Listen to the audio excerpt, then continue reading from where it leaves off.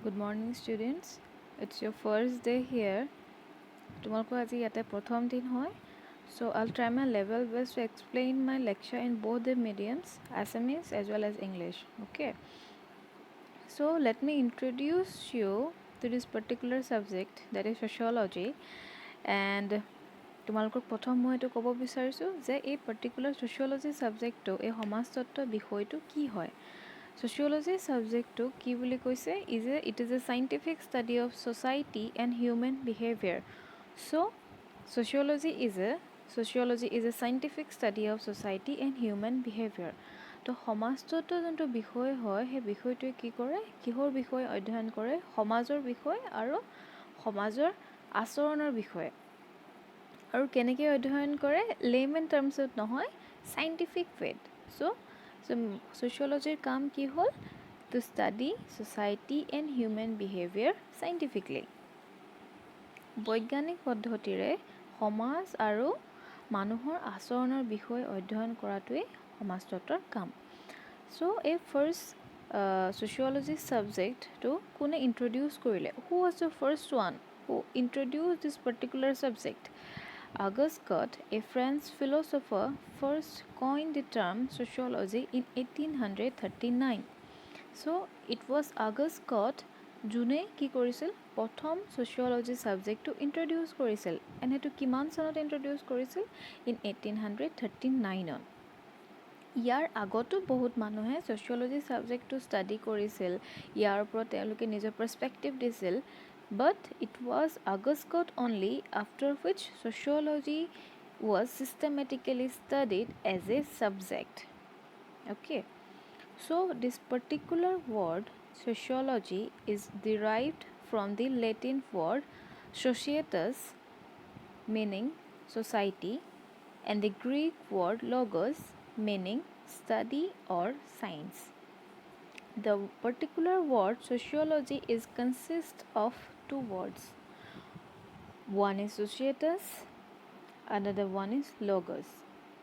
তো যোনটো সমাজতত্ত্ব বিষয় হয়, এই সমাজতত্ত্বৰ যোনটো এই শব্দটো দুটা শব্দৰ সংযোগৰ সৃষ্টি হোৱা.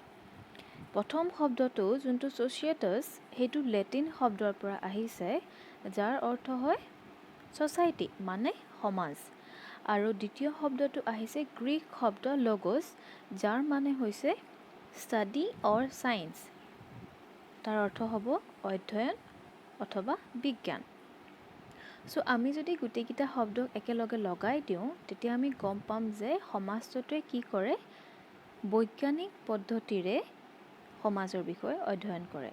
চ' ইয়াতে এইটো কৈছে যে the anthropologically sociology means the science or study of society. ঠিক আছে. তো তোমালোকে যোনখিনি আছামিজ মিডিয়াম হয়, তোমালোকে লেটিন ৱৰ্ড ছ'চিয়েটাছ, এইটো ছ'চিয়েটাছ বুলি তোমালোকে ইংলিছতে লিখিব লাগিব. ঠিক আছে. এণ্ড লগছটো ইংলিছতে লিখিবা. জাষ্ট পিছৰকেইটা চেঞ্জ কৰি দিব পাৰা যে ছ'চিয়েটাছ মানে ছ'চাইটি, যাৰ অৰ্থ হ'ব সমাজ. মইতো ভালকৈ পিছত তোমালোকক এক্সপ্লেইন কৰিম. আজি জাষ্ট তোমালোকক ইন্ট্ৰডিউচ কৰি দিব বিচাৰিছোঁ যে what is sociology. Okay. And according to the father, that is Auguste Comte. So' who is the father of sociology? Auguste Comte. So according to Auguste Comte, the subject matter of sociology is social science. So Auguste Comte কৈছিলে যে সমাজতত্ত্বৰ পৰিসৰ হৈছে সমাজ বিজ্ঞান, মানে সমাজখনক বৈজ্ঞানিক পদ্ধতিৰে অধ্যয়ন কৰাটোৱে কি হয়, সমাজতত্ত্বৰ বা ছ'চিয়লজিৰ মেইন কাম. চ' মই ভাবিছোঁ তোমালোকে এইখিনিলৈকে অলপ হ'লেও বুজি পাইছা. ঠিক আছে. যদি কোনোবা মিডিয়ামৰ অলপ হ'লেও প্ৰব্লেম হৈছে, you can ask me directly. Okay. And regarding this particular subject sociology and its father, where it came from, and other related stuff, I will give you particular notes later on. You don't have to worry at all.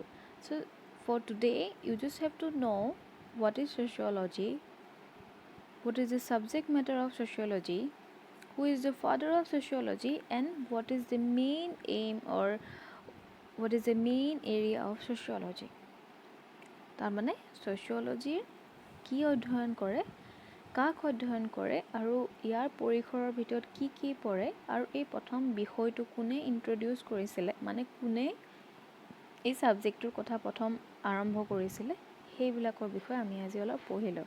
চ' বেছি critically নাযাবা, যে simply ল'বা যে sociology that itself sounds like society. So the main responsibility of sociology is to study about society.